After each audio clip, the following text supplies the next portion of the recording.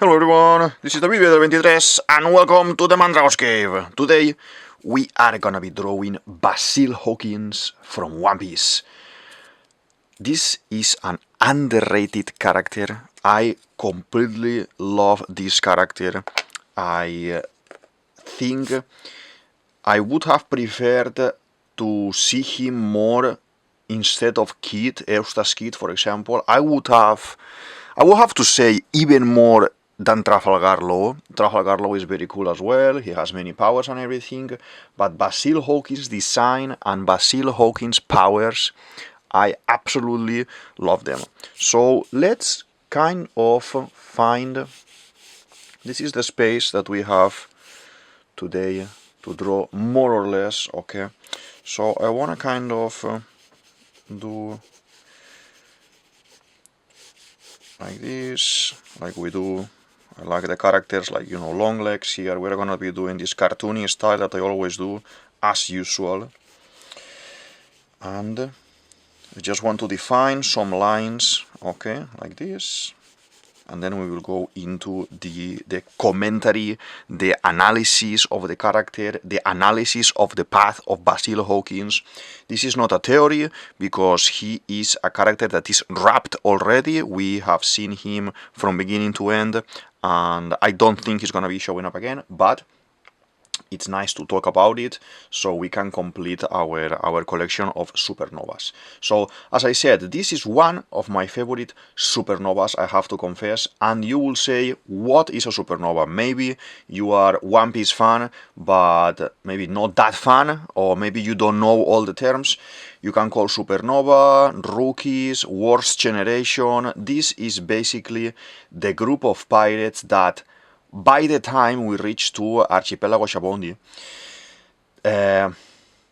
this group of pirates are there as well, and they have more than 100 million bounty minimum in the posters, okay? So this is a group of pirates that they are supposed to be changing the world. It is not a prophecy or something like that, but this is what people say because they see these so strong guys. And I have the playlist with almost all of them that I'm gonna be putting here, so you can check the playlist, pick whichever of the characters you want to pick. Some of them are theories, some of them are analysis. Okay, I think I'm only missing one, that is Scratchment Apu.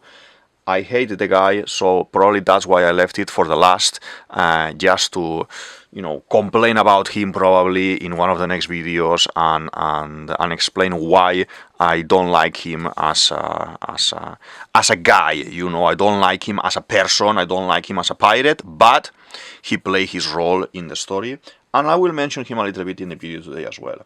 So, in this playlist, you can find, or the group containing these supernovas are Monkey D. Luffy, that we all know, the main character, Roronoa Zoro, that is the first mate.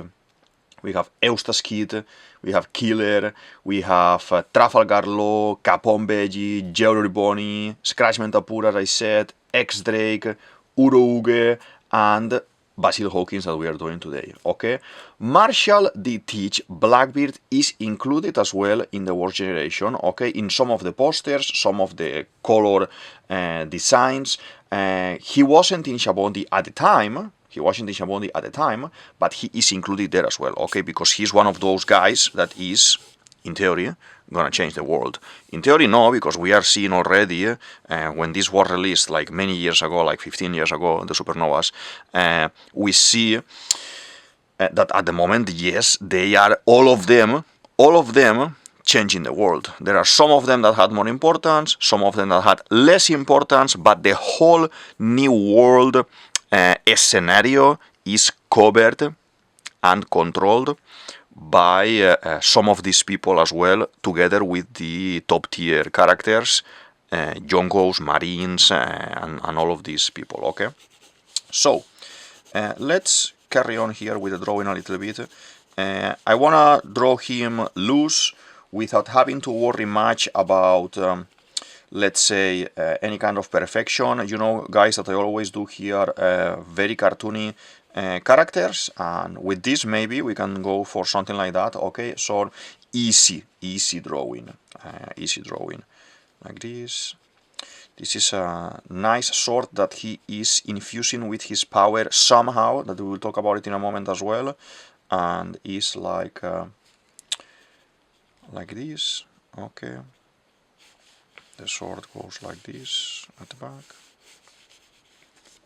Okay, Basil Hawkins, the magician, gets introduced with a crazy 249 million berries. I think we have Eustace Kid being the first, Luffy being the second, and then I think we jump into Drake, if I'm not mistaken. Drake, Law, and Hawkins, something like that. I don't remember exactly, but I think Hawkins is there on the top. Okay, it's not one of the lowest tier characters in the story here, but he is strong. He is strong. So the user of the Wara Wara Nomi straw fruit, he is a straw man and can manipulate straw as he wish. It is very funny to see this type of power when our main character, a Straw Hat Luffy, is connected to a straw. That's why maybe he didn't want to give him more importance than he already has in the story, because the concept of the straw, maybe he just wanted to do a cool character, because Oda came out with the supernovas very randomly, very suddenly. This wasn't planned at all or anything. He just scratched some names on the paper, scratched some designs on the paper one day because he needed to fill some gaps and he wanted to do a little bit of lore there. But these characters weren't in theory meant to be in the main story. And this is confirmed in one of the interviews that Oda gives, and it is nice. It is nice how he came, for example, with this character, but at the same time, we didn't see such of a development in the main story for him. He could have done more things. He could have been a very dangerous person that it could have put us in a very big trouble, or any of the other characters, but it doesn't happen like that, okay? He's bad guy, he is a good character, like he's doing a lot of things, and I like it, but underrated. If you would have put him against the specific characters, for example, there was no chance that the enemies would win, even top tiers. This power that he has is absolutely impossible to defeat. You need to find only these kind of holes in his attacks, in his techniques, in his brain, because he's very clever, to defeat him. Okay. I will talk a little bit about this later when he's fighting with Killer at the end of the Wano saga as well, okay? So his main way of fighting is by creating these straw voodoo dolls of his enemies from his body that he captures in his body, and this is basically like in a video game. He has an extra life. So when you cut him, when you shot at him, when you turn him into pieces, he will lose one doll, but not his own life. And I think he can accumulate, as far as I know, if I'm not mistaken, he could accumulate 10 lives, and that was his limit, I think, okay? So let's do the cape like this cloak that all of the One Piece characters wear, and I love it. It is so nice to see the different variations, the different styles. This is more like a type of a classical, mystical, kind of a magician, as the name says, as the name explains, type of sword. Very nice. He has this pirate design here as well. Like this, okay. And obviously, like most of the One Piece characters, he is not wearing any kind of shirt, like Mihawk, for example, or like most of the characters. As to the head, he has a oval-shaped type of head, and then very long hair, very long and nice hair, like this. We will paint his like blondie grayish type of color. We will paint it later when we're adding the color, okay? And then the tattoos as well. The tattoos are very nice design for this character. We'll paint them later with black as well. And the signature tattoos as well on the face. Okay, I'm not gonna go into references from character design and things like this, because we know like there are characters like Eminem, for example, for NL, and other like 1,000 people in real life that Oda has taken reference to create his own characters. In this case as well, you recognize this type of makeup, this type of tattoo on the face. Probably is because you are a music fan, you like certain genre and maybe rock and things like this, and you can distinguish from where this is coming. I'm not going to go into that because I don't understand much about music, and I don't understand much about why they do this makeup in a specific type of music. But I'm going to go into talking about him in general. Okay, let's do like this and the eyes like this. We will define later all of this with the fine liner. Okay, I don't want to go much into all the details now, but this is just for. I'm kind of drawing his introduction moment, but I want to do it a little bit different. So he signs with the arm like this, but later this is one of those gestures that he does with the arm to kind of release or show or trap these voodoo dolls that he has. Okay, so as I was saying, when you cut him, he's not actually dying, and he's taking one of these dolls as a bait, as a one extra life. Hawkins, like Law as well, he seems to have let's say multiple abilities. Those are characters more free in terms of character design, I would say. Like Oda opens more the possibilities of these two guys because they seem to have 1,000 Akuma no Mi instead of only one. Okay, Hawkins is a tarotist. He will read the cards to see the future and use this information to act or not. Like when he decided to join Kaido later in Wano, and he had no chances of winning against him, less of escaping. Okay, I am not expert in tarot or anything like that. I have a set at home from an artist that I follow, from a Spanish artist that I follow, Alba Ballesta, and the White Numen tarot cards, and they are very beautifully designed. I recommend you. I will put her name in the show more section. I think she's fan as well of One Piece. I've seen some drawings of One Piece in her Instagram as well, and I don't know if maybe at some point she sees this video. Hello, I have the special edition tarot deck with the tin box. I love it, and every now and then I just open it, look at the cards and everything. I have no idea how to use it. I never use it. I have not much interest in all these things, but for the collection sake, I have it there, and I love it. So obviously with Basil Hawkins I will not go into descriptions of cards or decisions taken from the cards, because probably Oda studied a little bit the tarot deck, studied a little bit.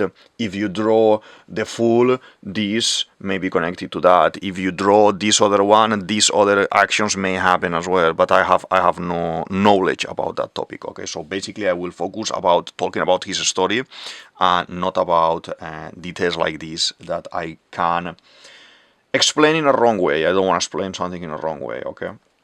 And as well, if I explain something that is not 100% correct, feel free as well in the comment section down below to open conversation, and yeah, I'm always open to learn things and to correct if I said something that is not correct. For example, I'm just gonna do the hand. The hand in this design is done very weird, in very weird position, like is like this.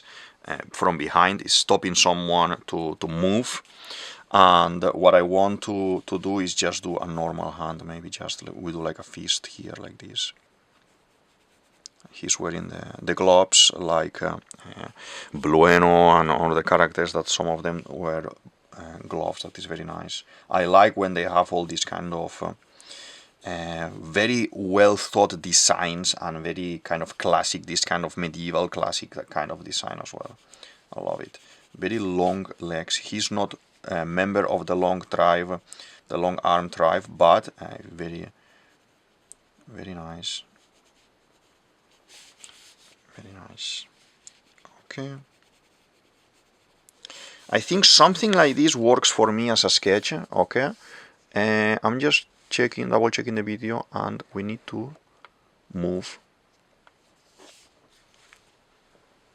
Just let me double check.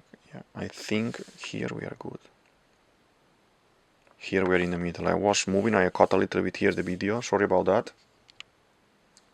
Let's go now already then into fine liner. Let's start defining the character with 0.2.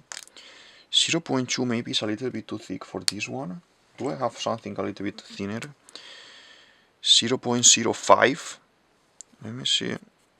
I think we can use this one this time. Something different, because I always use a thicker one, but I made it very small this time. If you think about it, this is my finger.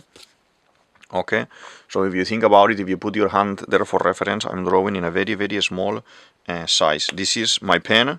It is basically pen size. So yeah, let's do those details like that, okay?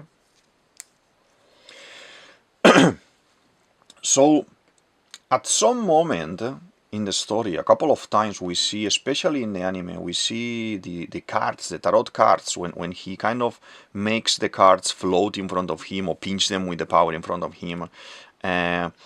We see him like infused with some sort of magic of power, never explained. I guess this is connected to the magic of the character, because he's called the magician. He could even say that maybe he's some sort of expert in his own type of haki, let's say, and let's do the face there. And it wouldn't be important for the main story, okay? But it is something that is there. Let's do the eyes like this. He has a type of Nico Robin type of face, okay? Very Nico Robin type of face. Here in the pre-time skip, this is in Shabaondi archipelago, okay? He is more stylized, more long, more kind of pointy nose and everything, like flat hair like this. But we see in the latest sagas, in the latest moments that he has on screen, he's more like bigger, larger, and taller. He has the, how would you call it? He has the hair more wavy. Wavy is called when you have the hair like this, yeah, a little bit more wavy as well. I like it as well, but I always say it here in the channel, I am more fan of the pre-time skip designs for most of the characters, okay?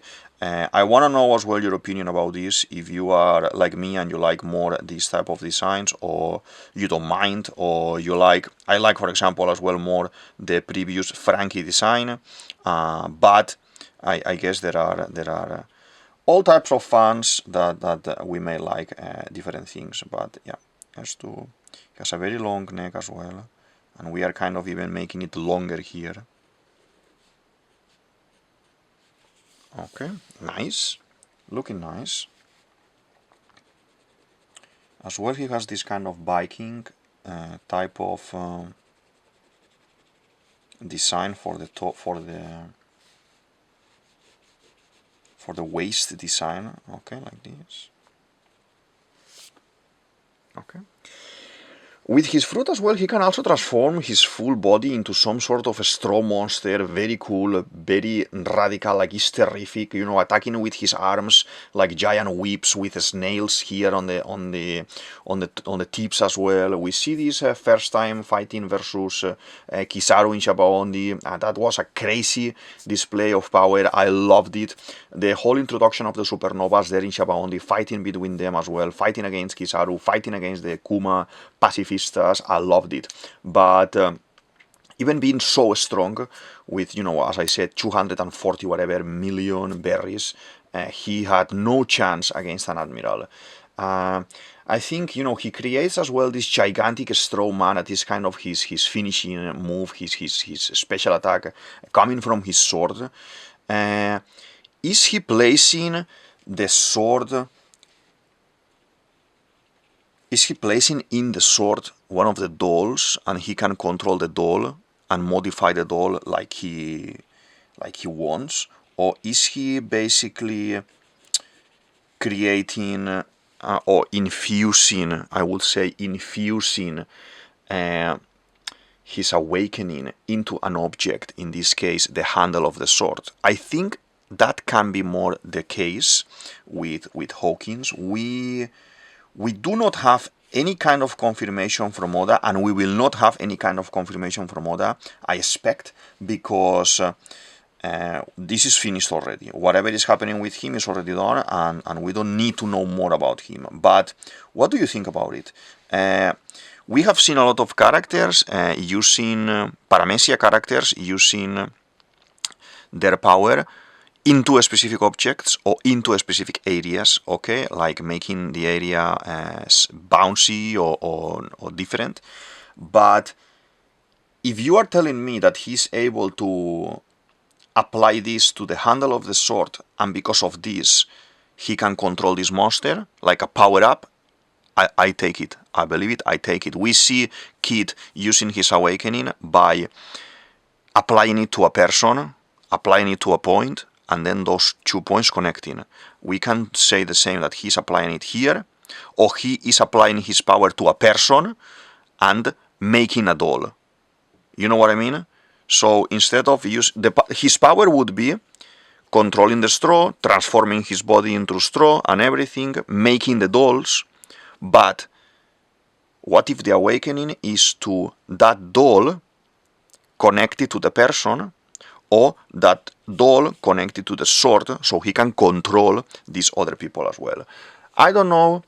We could even ask Oda at some point. I hope maybe if someone has this information, that maybe it has come from SBS, one of the SBS at the end of the volumes or something.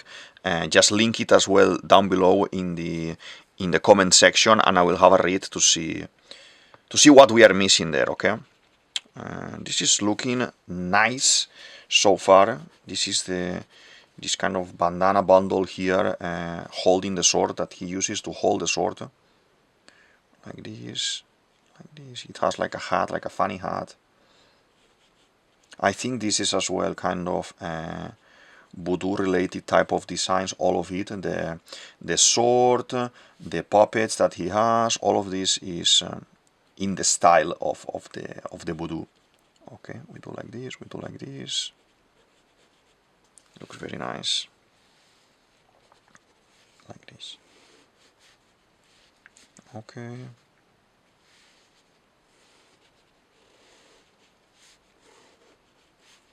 Now for the boots, we go there for the boots. I would say I kind of want to call it like maybe focused awakening. I'm focusing my awakening in this guy to make a doll. I'm focusing the awakening in this object to make a monster from it. It could be, it could not be. Like he's like stealing a life or controlling a life with that.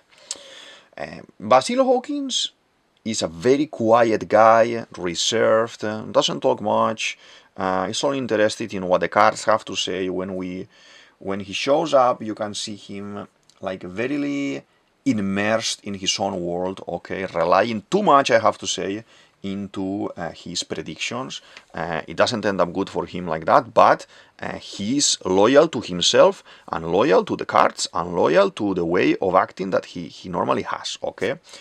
I don't think there is any kind of place for luck in his character. He doesn't believe that Killer could win, Kid could win, Luffy could win against Kaido. The cards said the chances are 0, the chances are 3%.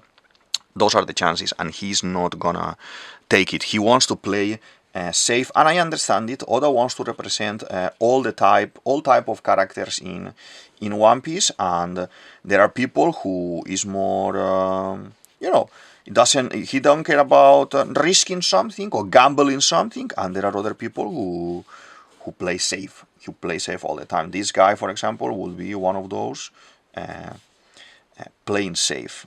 Okay, let's do like this. The boots are gonna be dark, so I wanna do these lines here to define that he has the things as well. Okay, we do as well here double like we did in the other side.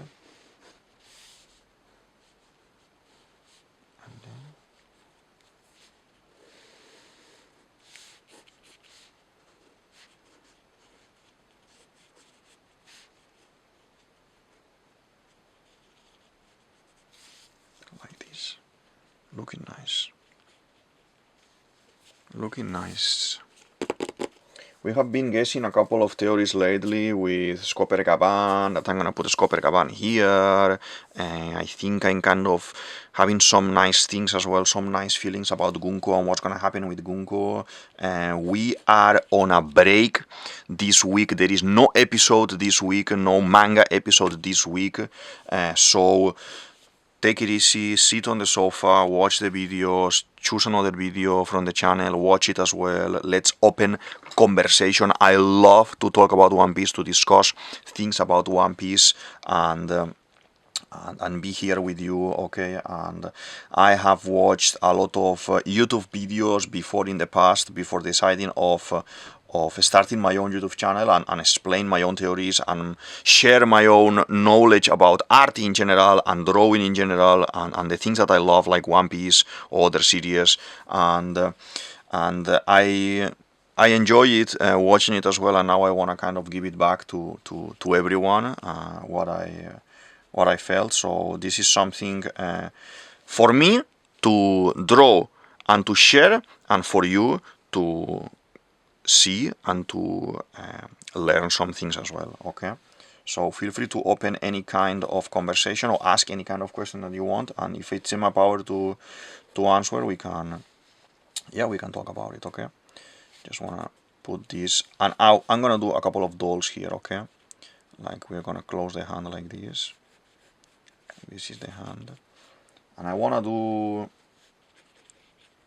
like this, like a straw. Couple of dolls maybe coming out like this.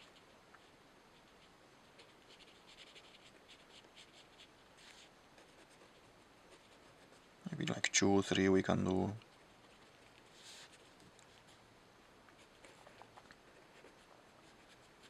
This, imagine seeing this in real life. There are powers that are cool, like Luffy, he stretches and he's crazy. Oh my god, so weird. But imagine seeing in real life someone like Basil Hawkins using his power. You put yourself, because this is scary. Imagine like this giant monster transforming, or imagine something just like Buggy separating his body into pieces. That is crazy. In the live action, it looks beautifully done. I love it.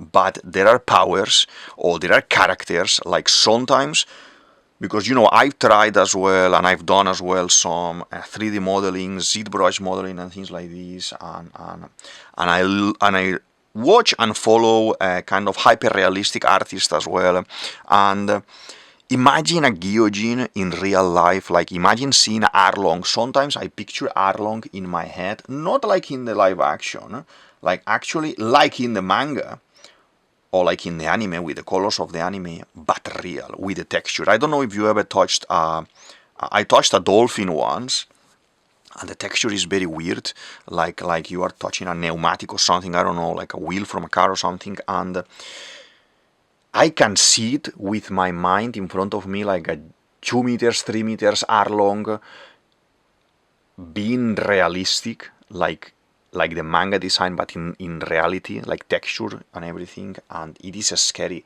And with Basil Hawkins, it happens to me the same. I look at him and it's like, oh, such a nice guy, such a cool character. But think about it. Seeing someone like this in real life using the power, man, that is my God, that is trouble. That is trouble, to be honest. I think we kind of have the design, and now I want to start filling the gaps for the. There's a sword there. The gaps for the dark first.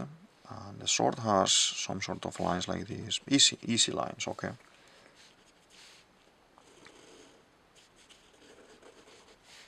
It's a bit more wavy. It's can be nice like this as well.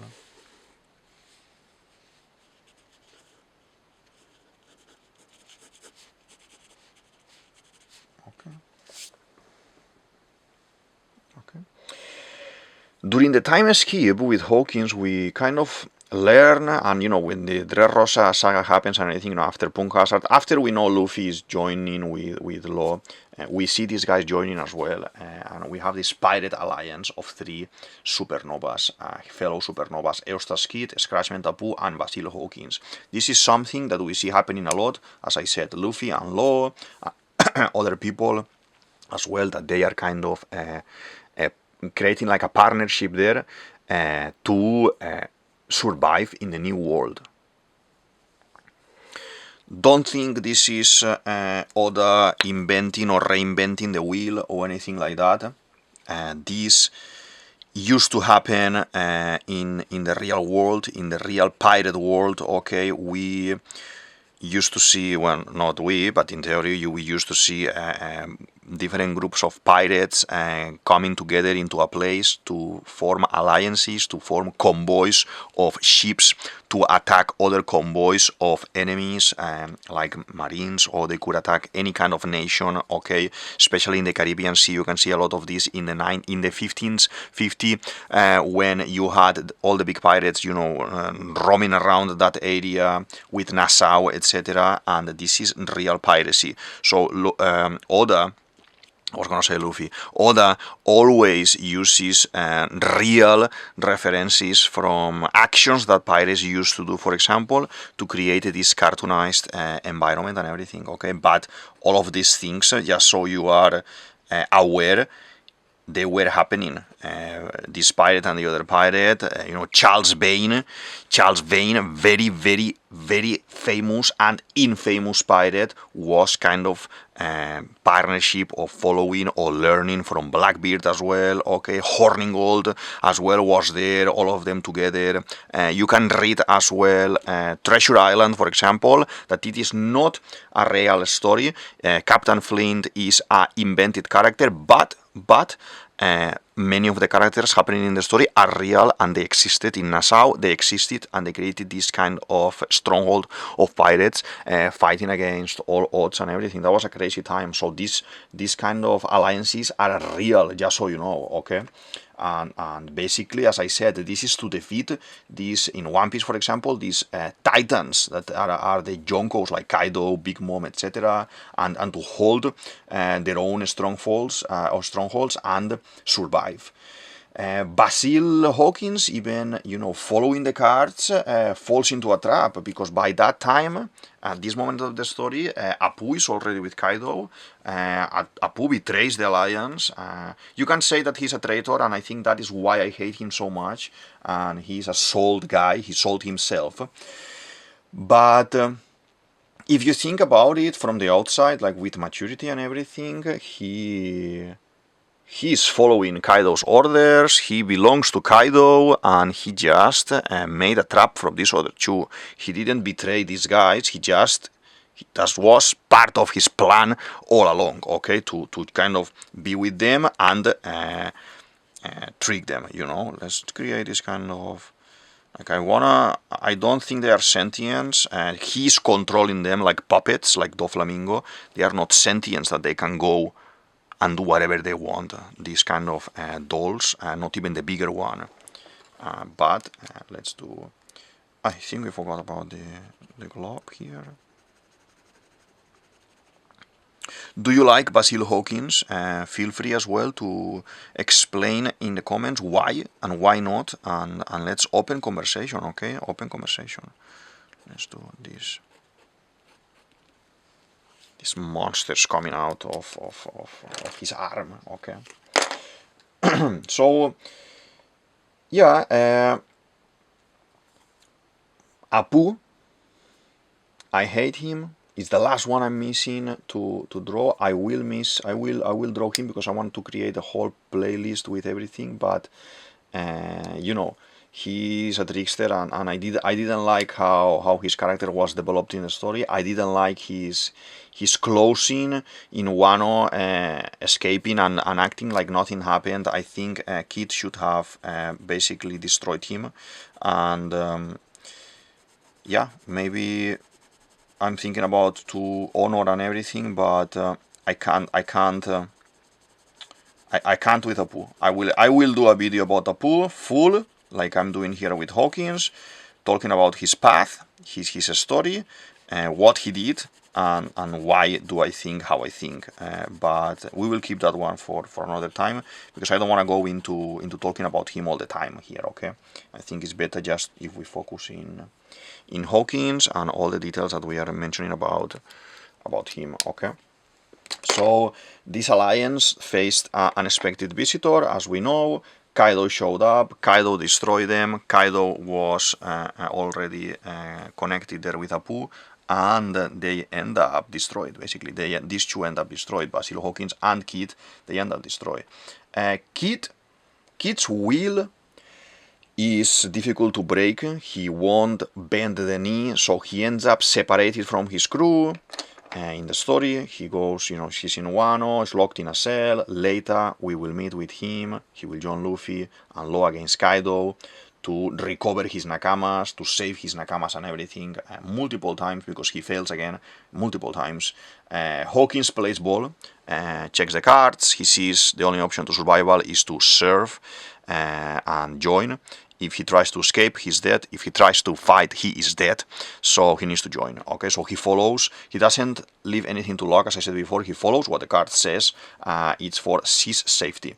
The loyalty of this man towards Kaido is crazy, to the point of I do not understand it. Why would you not try to escape at some point when you are outside of Wano or around Wano? The country is very big, it's very massive. Not all the time you are with people, you are in moments that you are alone. We have seen you alone, Hawkins. Why would you wrap yourself in all this mess and stay? Did you want it to be more included into the group? Did you felt that now you were belonging to Kaido and he was the chosen one, like many people felt? I guess as well, like Bellamy, he bet on the wrong man and he lost. He bent the knee and he lost. And yeah, but I understand it and I don't understand it, because yeah, he was loyal to himself, and at that point he said, oh, you know what, Kaido defeated me, so now I'm gonna be following him. This is a very Oda thing to do, and the way that Oda works is with the enemies, we defeat their will of fighting. We kind of destroy their spirit. We don't kill in One Piece. We destroy their spirits. Okay, and what this is doing basically with Hawkins is like he was defeated, completely defeated. Kid was defeated. Kid was stronger than him in power. He saw it and he realized, and he said, I'm not gonna gamble it. I am gonna just follow this man and abandon my dreams of becoming whatever I wanted to become, and just trying to help Kaido to become whatever he wants to become. Okay, and it is a okay thing as well to do. I'm not saying it's a bad thing, but I think it broke a little bit my interest in Basil Hawkins after seeing that. I would have preferred to see him maybe standing for himself more, or even if the cards said something, to kind of show to the cards that they were mistaken. We see this with Killer. Killer fights against him, against all the odds, and he ends up winning. And we see this with Luffy as well. He didn't believe that Luffy could win against Kaido and everything, and he lost. It's okay. There is no problem there. Okay, so first we meet him as a lackey of Kaido in Wano. After time skip, he wants to fight Luffy, he wants to trap Zoro, he wants to defeat Law. He kind of makes Law his personal vendetta there and doesn't want to notify Kaido. He wants to do it on his own, maybe to gain favor and to gain better position in this company, in this pirate group. And all of this kind of unnecessarily for me, but you know, for the story, you need to have a little bit of Basil Hawkins, and it's nice to have a little bit of a story with Kaido as well, with Law as well, because Law wasn't that included at the beginning. He was just going around, but was more the Luffy going crazy against Kaido multiple times than Law doing something at the beginning, okay, when everything is getting prepared, okay, but I understand the way of Oda to create this is to maybe connect him a little bit with this guy. So Beppo and the rest got captured. Law ends up becoming a trade card for his crew, exchanging his imprisonment to liberate them, okay, to liberate his crew. And there is a prediction from Basil Hawkins at the very beginning of the story, in Wano, saying, when all of this is happening, is saying that this certain man has 1% possibility, only 1% possibility to survive, I think it was, and this we know at that point we think it's gonna be Luffy. But later we will learn he's predicting his own defeat, his own future is predicting, and that is so cool. I think that is my favorite thing about him. There is a certain man who will not survive, he will not live long, 1% only of survival, basically dying there. We all think he talks about Luffy, as I said, 4 years. So imagine, because when that came out, it is not recent, that is years and years in the making in real life, okay? And yeah, he's talking about himself. That was incredible. Drake, who was in league with Kaido as well at that point, was a short undercover, okay? He releases Law. This guy has Law in the prison. Drake releases Law, and Law cuts him into pieces, immobilizing him so he can do anything. And Hawkins later, you know, as well, he is present when Drake is discovered by Queen and who is who in the castle already, in this mansion in Onigashima, and he has become kind of one more of the flock. He's there all the time, more, but not included in the whole story yet, okay? Let's now, we paint a little bit this, and yeah, purples as well. Purple are his colors like this, okay? And this like that. I think we're almost done. I just want to add some black details like this. You know that when I start adding black, that means we are almost finished with the character, okay? In this case, we need to add some details for the cape, because the cape is white, but by doing these lines, okay, we help a little bit the cape to have a little bit more of presence in the drawing, in our drawing, okay? And this definitely I need to paint a little bit to have some differentiation from the background, okay? Like this, and the arm. Okay. Looking nice. Looking very nice. I want to add a little bit of darkness here, even if he is not having dark hair, but just for the sake of having a little bit of this. Okay.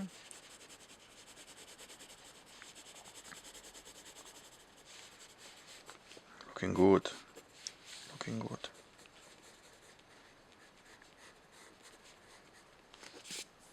Okay. So, the very end of the story. Chaos, drowning Onigashima, samurais, pirates, minks, all of them raiding Kaido's mansion, and here is when Hawkins has his final fight, basically. First, he faces Kid, plus Killer, predicting they have like 92% of probability of dying there, fighting against him. He manages to make a doll of Kid at some point that we don't see, while Kid carries on fighting the top tiers because the fighting is moving all the time against different levels, different areas, and uses this to enable all attacks coming from Killer. He doesn't want to kill his captain, obviously, but the thing is, Killer is not even aware that this is happening until Hawkins says, so why would you reveal what power are you using? This is something that pisses me off all the time when I'm looking, reading something, watching something in a movie, and the bad guy says, I'm gonna be doing this. Don't say it, just act and you can win. If you are the bad guy, don't give like the final speech and reveal your final attack, because the good guy is gonna take over. So this is what happens, and I don't like it. So, shut up, make Killer get rid of Kid, unaware of it, unconsciously, and then you got a point there, man. Then you win, at least you defeated one of the big guys, Kid, and you have something a little bit to look for, like, oh my god, I managed to do this, but you actually didn't achieve anything. The fight continues. Hawkins is a very clever guy. On top of these things, he's a very clever guy, okay? He got far in the new world, he's very skilled, he's very powerful. But Killer is much more clever than him, okay? This is confirmed by Oda as well.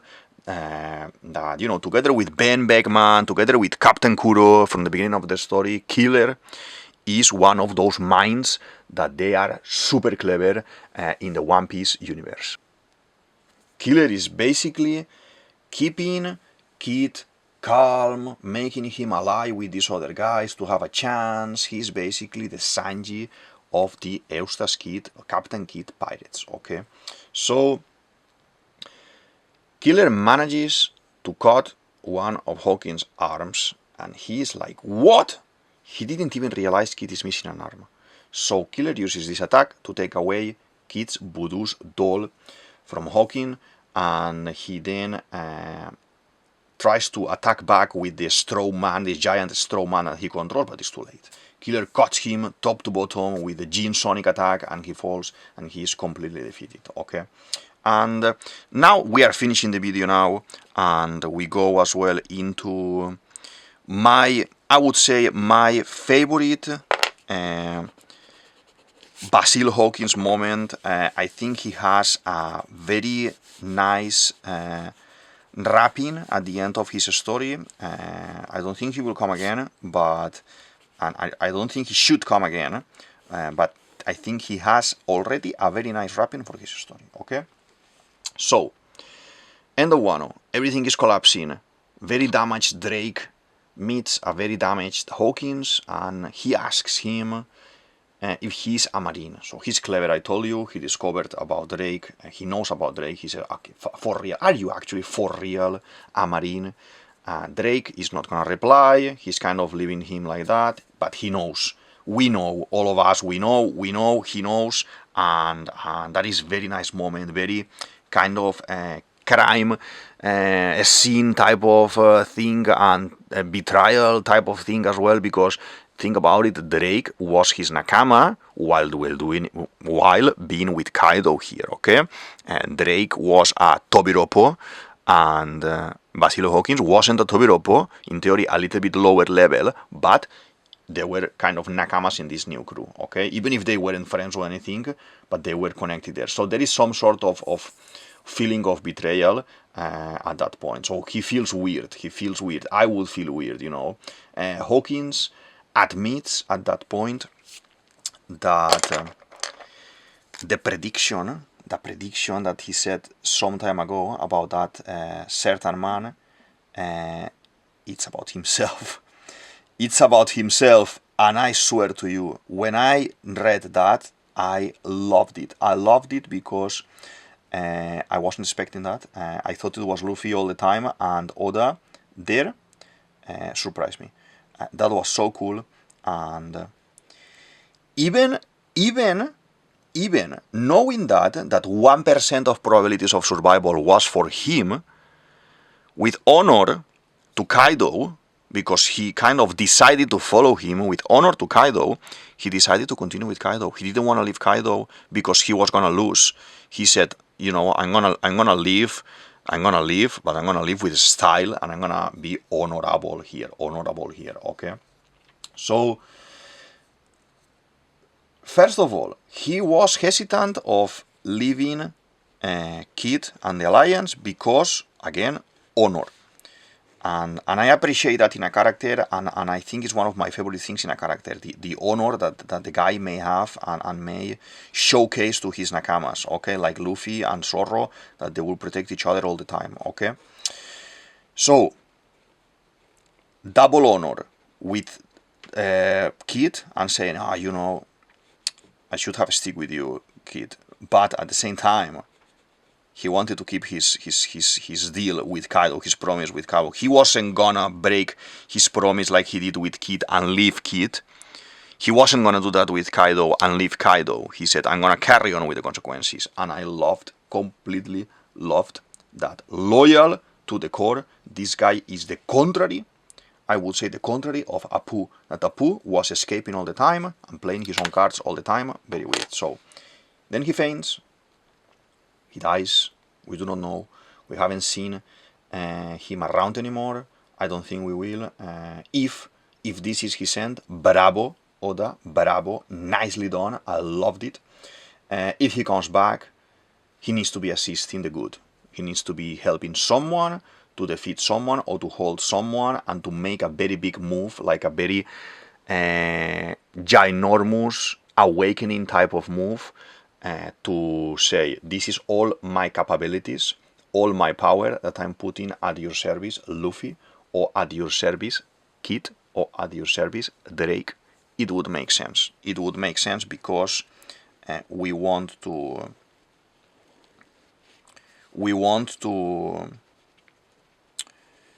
keep him being an honorable guy, I would say. That's what I want, okay? I don't know what Oda wants to do, but that is what I want to see. The character not changing at last minute for whatever random reason in the story. You know, after 20 years following these guys.